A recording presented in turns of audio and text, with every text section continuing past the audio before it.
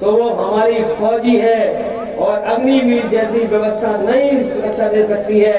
पक्की सुरक्षा तभी मिलेगी जब अग्निवीर जैसी व्यवस्था खत्म होकर के हमारे नौजवानों को भी फौज में भर्ती दे करके उनके भविष्य को भी सुरक्षित रखना पड़ेगा। तभी क्या करके हमारे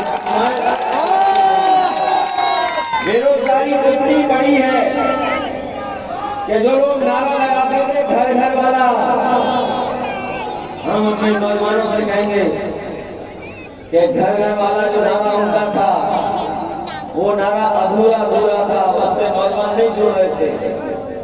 जो नारा हम लोग समाजवादी लोग देने जा रहे हैं वो आपका नारा है, क्योंकि आप खुद महसूस कर रहे हो गरीबी, बेरोजगारी खुद महसूस कर रहा है हर गरीब परिवार।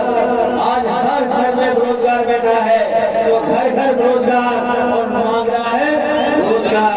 जब तक ये नारा नहीं लगेगा कि घर घर बेरोजगार मांग रहा है रोजगार, तब तक सरकार के लोग सुनने वाले नहीं हैं। ये लोग जो देश को सुरक्षित रखना चाहते हैं।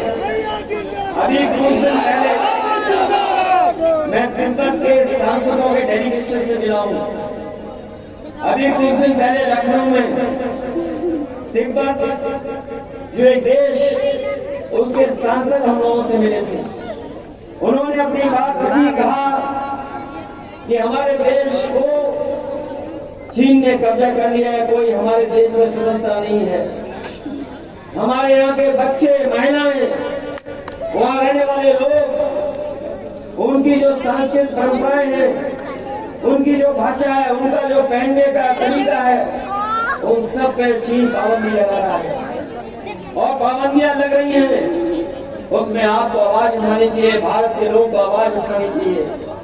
मैंने उन्हें कहा कि हम समाजवादी लोग आज से नहीं, डॉक्टर राममनोहर लोहिया जिस समय देश की राजनीति में अपनी बात रखते थे, तो उन्होंने भी कहा था कि अगर कोई सबसे करीबी देश और मित्र देश तिब्बत का है तो वो भारत है। हम और आप समाजवादी लोग हमेशा उस पक्ष में रहे हैं, जो सिद्धांत हमें डॉक्टर राममनोहर लोहिया जी ने दिया, उसी सिद्धांत पर नेताजी चले, उसी सिद्धांत में हम लोग चल करके तिब्बत के लोगों के साथ हम लोग खड़े हैं। और जब कभी भी हम लोग को अपना पक्ष रखना पड़ेगा तो हम उनके पक्ष में खड़े दिखाई देंगे।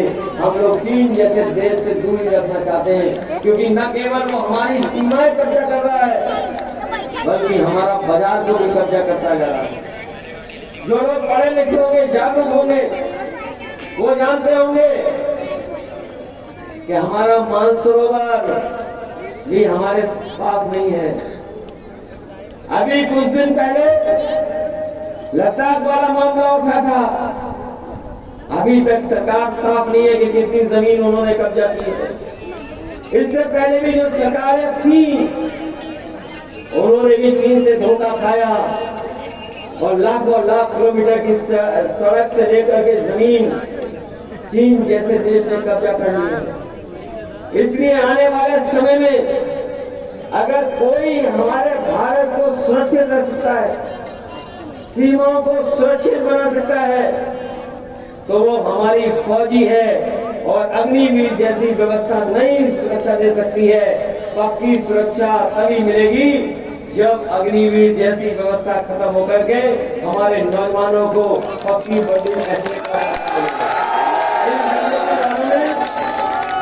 इन बीजेपी वालों ने भारत माता की जय बोल बोल करके अग्निवीर व्यवस्था लागू कर दी। इनका भाषण कभी खत्म नहीं होता, न शुरू होता है। इन बीजेपी के लोगों का जब भी भाषण शुरू होता है, भारत माता की जय बोलते हैं। और बताओ अग्निवीर जैसी व्यवस्था कैसी है? आधी अधूरी। अभी शहीद हुआ था पहला नौजवान, बहुत कम उम्र का, 20 साल से छोटा था, उसे कोई सम्मान नहीं दिया गया। वो शहीद हुआ।